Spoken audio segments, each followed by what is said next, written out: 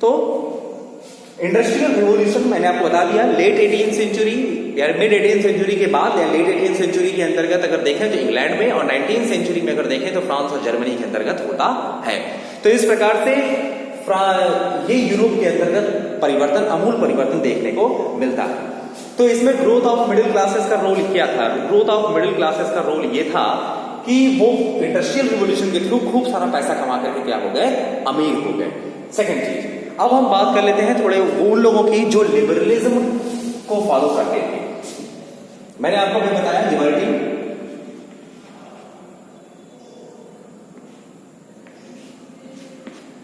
मैंने आपको जस्ट अभी लिबर्टी बताया। लिबर्टी से इसी में आईएसएम जुड़ता है, ठीक है। तो लिबरलिज्म हो जाता है। लिबरलिज्म मतलब क्या होता है? उदारवादी।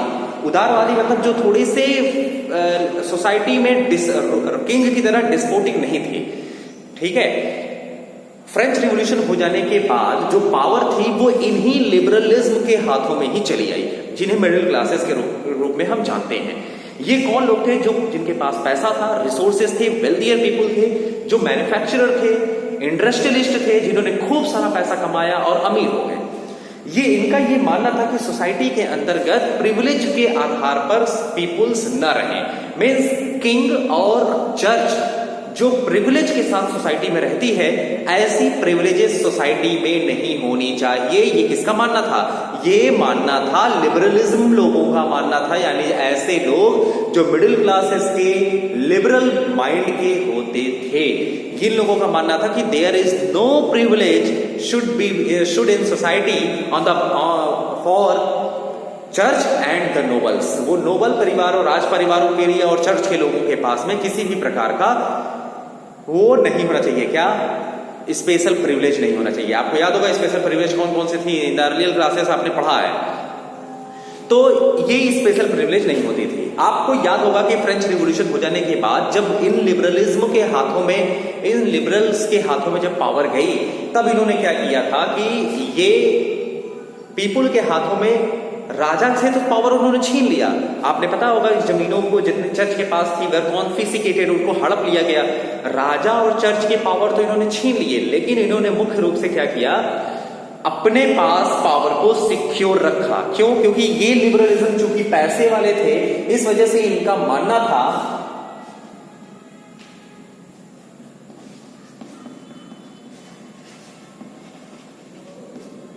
कैपिटलिस्ट इकोनॉमी की तरफ इनका झुकाव था, जिसको पूंजीपति के नाम से जानते हैं। मीन्स इनका मतलब ये था कि चीजें क्या हो? प्राइवेट ओनरशिप हो। ये क्या हो? प्राइवेट ओनरशिप पे क्या करें? सब कुछ चलती रहे।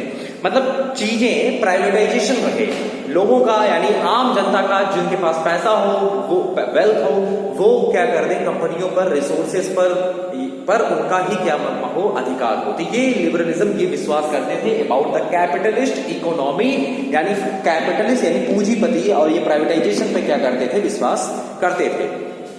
तो इसी वजह से अगर आपको याद होगा कि फ्रांस में जब 1791 में 1791 मतलब हम ऑलमोस्ट इंडस्ट्रियल रिवॉल्यूशन के आसपास घूम रहे हैं।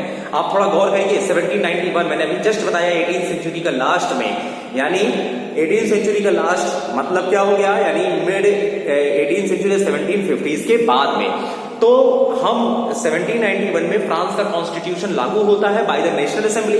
अब नेशनल असेंबली के कॉन्स्टिट्यूशन लागू हो जाने के बाद अगर आपने देखा तो एक तरफ उन्होंने राजा के पावर को छीन लिया। वो ये विश्वास कर रहे थे कि अब आपसी तालमेल, यानी लोग जिसे चाहेंगे रूलर उसको बनाएंगे।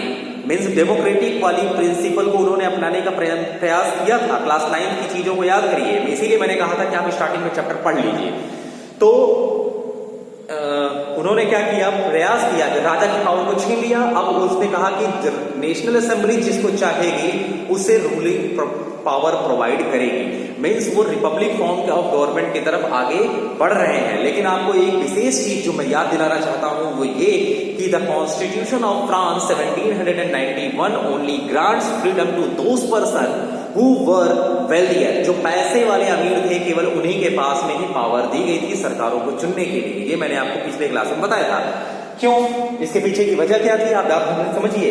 देयर वर एक्टिव सिटीजन, वहां पर एक एक्टिव सिटीजन थे, उसमें कहा गया था केवल पुरुषों को अधिकार मिलेगा, ओनली मैन, जिनकी एज 25 के ऊपर हो और जो कम से कम 3 दिन का लेबर वेजेस के इक्वल में टैक्स पेड करे, that were called active citizen, और उन्हीं के पास राइट टू वोट होगा।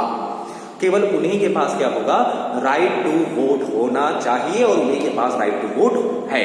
तो इस तरीके से हमने देखा कि पैसे वाले ग्रुप के हाथों में ही क्या थी? केवल पावर चली गई थी। किसके अकॉर्डिंग? लिबरलिज्म के आधार पर। जब इनकी सत्ता खत्म हुई, जब रोबोस्फियर गद्दी पे बैठा 1773-74 एक साल के लिए, तब हमने देखा था कि सोसाइटी के अंदर all men have right to vote, सभी पुरुषों के पास में वोट करने का अधिकार था, लेकिन the voting right for women and non wealthier section of the society, उनकी कोई चर्चा नहीं थी। सोसाइटी के अंतर्गत रहने वाली महिलाएं, जो बुजुर्ग लोग हैं या ऐसे पीपल जिनके पास प्रॉपर्टी नहीं थी, उनके पास किसी भी प्रकार का अधिकार नहीं था। ये सारी व्यवस्थाएं फ्रांस के आगे वाले समय में या यूरोप के सोसाइटी में आने वाले धीरे धीरे जैसे जैसे साल बीत रहे थे, ये सारी व्यवस्थाएं चल रही थी। रोबोस्फियर ने प्रॉपर्टी को हटा करके ऑल मेन को पावर दिया था वोट करने का, लेकिन वो भी ज्यादा दिनों तक पावर चल नहीं पाई। फिर किसका समय आ जाता है? नेपोलियन का। तो अब नेपोलियन के आने के बाद क्या होता है उसकी चर्चा हम बाद में करेंगे, लेकिन इसके पहले हम जरा ये समझ लेते हैं कि इकोनॉमिकली यूरोप के कंट्रियों में कौन कौन सी समस्याएं होती थी। मैंने आपको पहले बताया था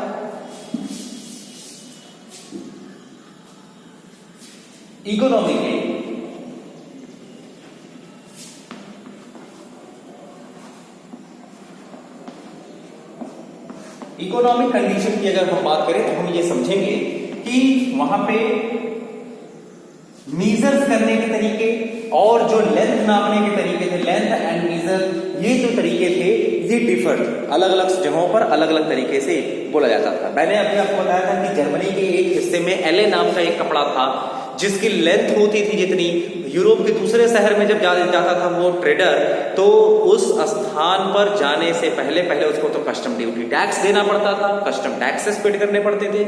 इसके साथ ही उस कंट्री का करेंसी एक्सचेंज करना पड़ता था। उसके बाद उसकी तौलने की, नापने की जो फीते थे वो भी डिफर हो जाता था। तो 9.2 मीटर का कोई कपड़ा कहीं 11.4 मीटर का हो जाता था, तो कहीं 7.8 मीटर का हो जाता था।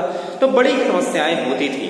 तो इन सारी समस्याओं को दूर करने का अपना काम किसने किया? यस, नेपोलियन बोनापार्ट ने किया था। आपने पता होगा कि वो universalization in weight, measure and length लेकर के आया था, यानी सारी व्यवस्थाओं को एक जैसा करने की व्यवस्था किया। ठीक है, तो नेपोलियन ने क्या किया, हम इसके बारे में आप कल बात करेंगे। That's all for today. इन पूरे टॉपिक को आप किताबों से देख करके अच्छे से रिवाइज करिएगा और जरूर से याद करिएगा कि हैब्सबर्ग में, एले में, न्यूरेमबर्ग में, इसके बाद ट्रांसिल्वेनिया में अलग अलग जगहों पर किस प्रकार से करेंसी बदलती थी, और उस जिस मैंने कपड़े एले को बताया है उस एले कपड़े की लेंथ कैसे कैसे अलग अलग स्थानों पर बदल रही थी। इस चीज को आप पढ़ करके कंप्लीट करिए। कल हम इसके आगे नेपोलियन की एज के बारे में बताएंगे। तो ये सारी कंडीशन आपने देख लिया। अब आने वाला है कौन? Napoleon Bonaparte. Thank you.